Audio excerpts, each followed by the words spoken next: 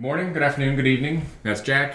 I'm Conrad, also known as Jack's dad, and this is the Footy 5, where we are going to recap week 1 of the Premier League. We're going to look at 5 matches, some interesting things that we saw about them, interesting things of note. Both sides that are in the top half as well as in the bottom half. We're not trying to be preferential here. We will talk about whatever we can.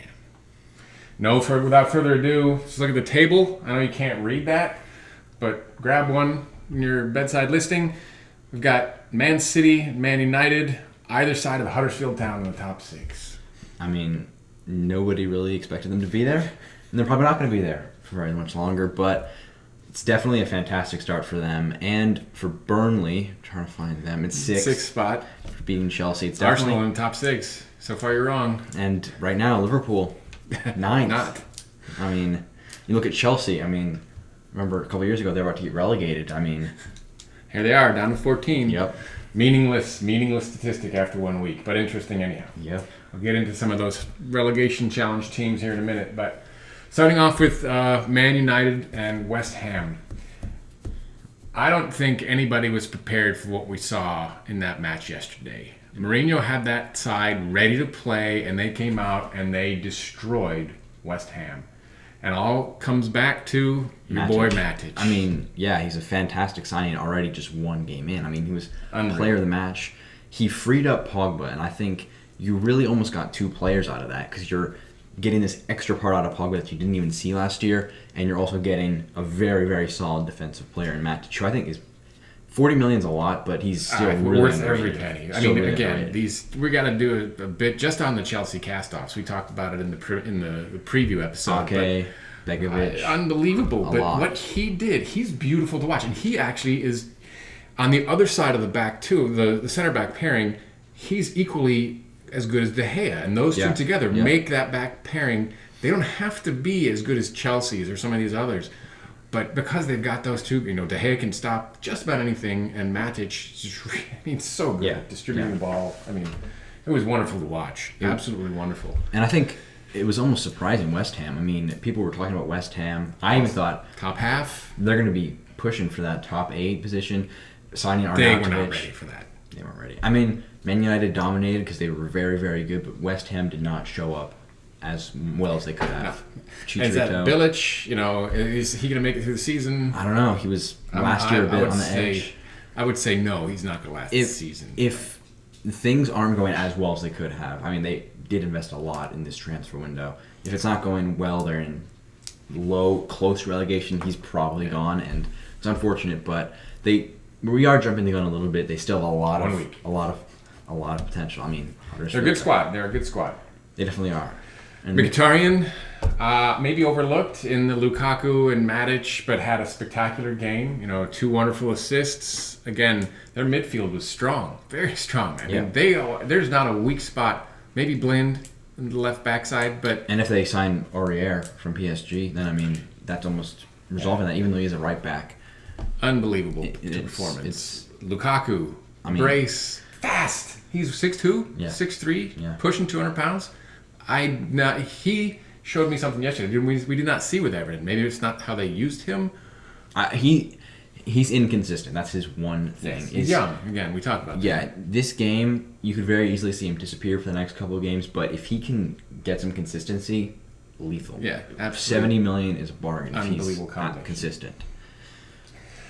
Again, Martial coming on late. Both of these scored after the 85th minute. Garbage goals, but again, nice to see them come to life. Martial, don't know if he's going to stick around. They've got to figure out how to keep him happy. Yeah. They've got a lot of attacking midfielders that are very good. You saw them: Rashford, Mkhitaryan, Mata, Martial's on the bench. Mata, we didn't even talk about Mata. He had a nice game. I think Martial's got to go get in front of Rashford. Yeah, I think that's going to be his. It's definitely a good problem to have. It's hard to deal sometimes, but they've got some very, very good talent on that team. Overall, 55% possession roughly for Man United, and I think that's going to be a hallmark of their season. And you mentioned it, in the preview show, that you could see that a lot, dominating the ball all season long. And that's why at 5th, I'm already feeling a little uneasy about that. But that's all right. We'll see. Look, that's not a typical Mourinho setup.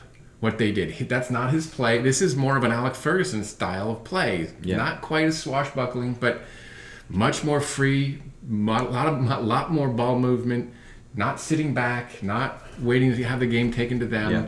I was impressed with what Mourinho did in day one. Yeah. I mean, it's an improvement. I mean, from last season when they drew 15 games, I mean, if you have the quality in the team like Lukaku to get past those games, they're up there with many teams in the league. Tough. Okay. Next match, let's take a look at Newcastle and Spurs. Yep. Interesting game. Very, very boring first 45. Jack slept through it. I didn't even wake up for it. It was an absolute snoozer for the first 45 minutes. I don't know what both of these teams did at halftime, but they really got stuff into gear. You like Eriksen, and he proved it. I mean, he was. I don't like Eriksen, but I have to like him. I mean, I don't like some of his antics, some of the way he. I don't know. He's got that Jay Cutler thing going on at times. He just doesn't look like he's enjoying himself. Maybe that it's a personal bias. Yeah. Maybe it's also I don't know what it is, but he's unbelievable. He's unbelievable. He's very good. Great game, 2 assists, just some sublime passing. Yeah. Fantastic. Early on, Kane. All right, if this is Shelby It's probably a red. making this tackle on Kane, he's gone. This is them protecting Kane. I mean, I don't know that what Rafa Benitez said. I don't think this was worse than the stomp that got Shelby sent off, but he should have been gone. This looks worse than it actually was, probably, but it was a bad tackle, and he should have been gone. That would have changed the face of that game, much like what happened with Cahill and Chelsea in the first 14 minutes. And Shelby in this game. I mean, if he doesn't make that decision, they maybe have a chance. I mean, it was 0-0 They at that had point. a legitimate shot at taking that point, and maybe even getting a late, ugly goal. Very true. But This is something that, for the day, but he can't do it. That's John Joe being John Joe. That was what everybody was saying on the Twitter all day. He did it when he was at Liverpool. He's done it repeatedly at Newcastle. at Swansea also. You just can't do it. I mean, the referee was right there. I mean, when you saw the shot on television, it's here he is. He's trying to get the ball away. Can get the ball. Steps on him, and you see the referee immediately go to his pocket. Yeah, it's just not good discipline. I mean, that's not what you want to see. And so this, I don't know if you can see this, but this is Now TV Sport. It's a fantastic bit of insight. They said next year's Spurs team is going to be fantastic because, as we all know, I couldn't figure out what the Walker hyphenated player that came in for Kyle Walker. But Kyle Walker-Peters came in and had a great display at right back. Next year we'll have Davies-Peters, Wanyama-Peters, Dyer-Peters. It's hilarious, right? But it was interesting to see Davies start over Rose. And if Rose leaves, then you have more money, but do they sign anybody? They have made no signings so far, and that's an issue. No rumors even. Not really any good rumors. Davinson Sanchez from Ajax they've made movements on that. He's 21. He's definitely got some good prospects. He's Spurs like to grow players. They're good at it. He's going to be a good player most likely, and I would love to have him at any team. Yeah. But I mean, is he the need that they have? Because he can't go into right back, which is probably their biggest flaw right now. It's interesting to see Kyle Walker-Peters. I mean, the future. All right, let's take a look at Crystal Palace and Huddersfield Town. Not one you would pick, but it was a wonderful game. Yeah. I mean, they came to play, and that was a hell of a start for them. I mean, we both have them getting relegated, and I mean, 3 points at any match in the season is incredibly valuable. Make your battles come February, March, April that much easier when you can steal early 3 points, much like Burnley, which we'll talk about. You're stealing points early. It's hard to overstate how important matches like this are, especially this early. You can catch these bigger teams a little bit sleepy. Still developing. I mean, Crystal Palace, they have a good team, and I mean, it's not an easy like West match. Ham. Yeah. Like, they're not Benteke quite there Zaha, yet. Yeah. very, very good team. I don't know if they played 3 at the back in that game, but it was definitely a fantastic result. And I mean, this joy on Moody's face is fantastic. This is like, lower level soccer. He was just so excited. He's up in the Premier League, and everybody goes bonkers. It's just great. It's a bit from Match of the Day. It's a great story, and you hope everyone can stay up, but I mean, make him happy. But unfortunately, 3 do have to go down. But this is fantastic for them. It's great when absolutely when they're supporter base. Yeah. I mean, when you see somebody like Sir Patrick Stewart, he's just like the rest of us. Yeah. Like, he lives and dies with his teams, and it's great to see them participate like that. I mean, he's thrilling. I mean, He called it "You Marvels." Is that a Professor X Yeah, reference there? I don't know what that is. Probably. Interesting. But anyhow, moving on. I mean, surprising. Like, I was just stunned at the end of the first half. Chelsea Burnley? Yeah. In the first half, up 3-0. They almost lost it. You almost saw the quality in Chelsea and the lack of quality in Burnley after halftime. Yeah. After Conte probably ripped into them and said, "You're losing 3-0 to Burnley." Doing? Well, they played a different game, different style in the second half. They came out and dominated. And, I mean, great for Burnley. But it does show the issue that even whenever you're 2 men up with like 5 minutes to go, they managed to squeak it out, but there was a goal disallowed rightly from Willian because Morata accidentally, or not accidentally, but he tapped it in, and you lost it there. Yeah. He did play well. He didn't start. Yeah, he didn't start. I mean, giving Batshuayi a chance. What's the rationale? He's wanted to Batshuayi's been wanting to play for a while last year. Costa had a fantastic season, and he didn't get a chance. He's given him a chance, but he hasn't really taken his opportunities as well as he could have, especially against Burnley. You're hoping that... Yeah, he came on, scored late, but that's why. Yeah. You could almost see him leave if Morata does take that spot. And, I mean, that's maybe another Chelsea failure. I mean, we saw Salah have a good match for Liverpool, and we've seen countless others. Matic also. It's endless, honestly. Maybe he'll end up somewhere else and do better. I mean... For Burnley, Vokes and Ward played really well. Ward, absolute laser of a striker, is a thing of beauty. Nearly ripped a hole in the back of the net. Just a gorgeous piece of football. Gorgeous. And putting 3, even with a man up against Chelsea, is not easy. No, they played well. Played very well. Oddly enough, leading into the game, Gary Cahill is on the cover of the match day program, but they left one detail out, the red card. 14th minute, he goes out. 3 minutes later, Fabregas, with the sarcastic applause for the Burnley free kick, gets a yellow card. And then that hurt him. Later, picks up another yellow card. So you're without him for the next 3 matches. You lose Fabregas for a match. And they're playing Spurs the next match. Their next 6 matches are brutal. So this could be a repeat of Mourinho's last season. I don't think it will be, but they're not setting themselves up. It's not a good start for them at all. Not a good start at all. Nope. Speaking of not a good start. For Liverpool, I mean... Watford-Liverpool. I mean... Set pieces. I mean, yeah. It was... Watford probably did deserve to get something out of that match. It was just... Liverpool cannot defend. And it comes back to the point they need to sign Virgil van Dijk or any form of center back. Maybe that solves it. They need a plan. They don't have a plan. And then you got Alberto Moreno at left back. You start Trent Alexander-Arnold, who had a great preseason. And I thought he played okay, pretty well in that game for a guy who's 18. He's got a good future, but you want Klein, you want Robertson. I would prefer to see put Robertson over now. I don't know if he was not fit, but I'm trying to get him to bed him in a little bit. You should not have Moreno as your left back.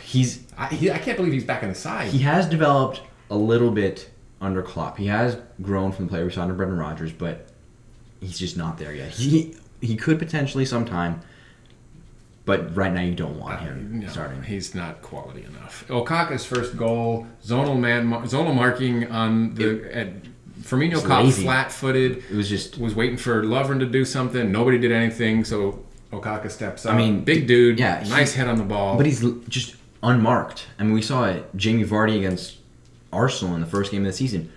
I mean, Vardy's kind of a big dude, but Jamie Vardy should not be getting an uncontested header in the middle of the box. No. Neither should Okaka. It's an issue with this zonal marking. And Klopp has to fix it. No signing is going to solve this problem. Klopp's got to fix it. But if you're a Liverpool supporter, you got to be happy with your front 3, each of them net. Firmino on the penalty. Salah looked good. Mane, just a beautiful goal. Yeah, beautiful work. We didn't see enough moments of that in the game. No. Where you have Mane with the dummy, and then Chan flicks it on, and then a great finish. Salah, on a different day, could have had a hat-trick. If he was probably more bedded into the Premier League, maybe as a better game, because he missed a lot of chances. And there was also the Wijnaldum chance in like the 88th minute when they're up 3-2, and he's got it in the middle of the field, and he just spoons it wide. And Well, then this last goal, you can argue whether it was offsides, not And offsides. Mignolet Looks like it pounded was. onto the post on Mignolet accident. the goals. And it's disappointing if you're a Liverpool fan because it's just you throw away 2 points. Well, at as the soon end of as the game. John Champion said in the 83rd, 85th minute, he said Liverpool primed to take home the 3 points. I said, do they know that they can't defend on set pieces and they it can't just takes defend at one all? bad play from Moreno, from Mignolet, from Lovren. So, our friends at Benchwarmers, we love these guys. They're so funny. The Liverpool back line has a new single out called Defenseless. It's disappointing because Matip is a good player. very, very good center back. I think On a he's free last year. and in this system he looks worse than he is. He's like 6'5". He's a giant. He's good on the ball. If you have a competent center back next to him, it does, I think, help him out a lot, and almost helps out Mignolet. I mean, Mignolet's. I mean, he Carey should be in there eventually. he divides opinion, but I mean, just the structure. The team is just not built Klopp's got to figure it out. to succeed. Klopp's got to figure it out. And they He have doesn't have a plan B in the transfer window, which is he won't go to a plan B, which is interesting. no Naby Keita. What are they gonna do in midfield? Tomorrow they're traveling to Hoffenheim. They got Yeah. a critical game against home and away against Hoffenheim. No Coutinho. Still don't know what's going to happen there. But I mean, if he leaves, you gotta make some signings quickly because we did see the offense have a potential to tick without Coutinho, but you're gonna need to bring in some players. We've seen links of like Renato Sanchez. Maybe just turn him around. I think he's a good player. I like him a lot. Klopp is a good manager. He'll figure something out. If Sanchez went to Liverpool, I think that would be very, very good for them. But I mean, there are some major fundamental flaws with this team that they have to fix. If They may fall out of the top 6 the way they're playing. They started so well in preseason, but what we saw yesterday is going to continue to happen because these Premier League teams are going to exploit it, and if they don't solve it, it's going to be over for them. Yep. All right, that's it for our Week 1 recap. Yep. Please make sure that you like, comment, subscribe, and we will be back for a Week 2 About a week from now. recap. Yeah. Unless we decide to do a weekend preview, we'll see. Thank you very much. Have a good evening. Have a good day. Have a good morning.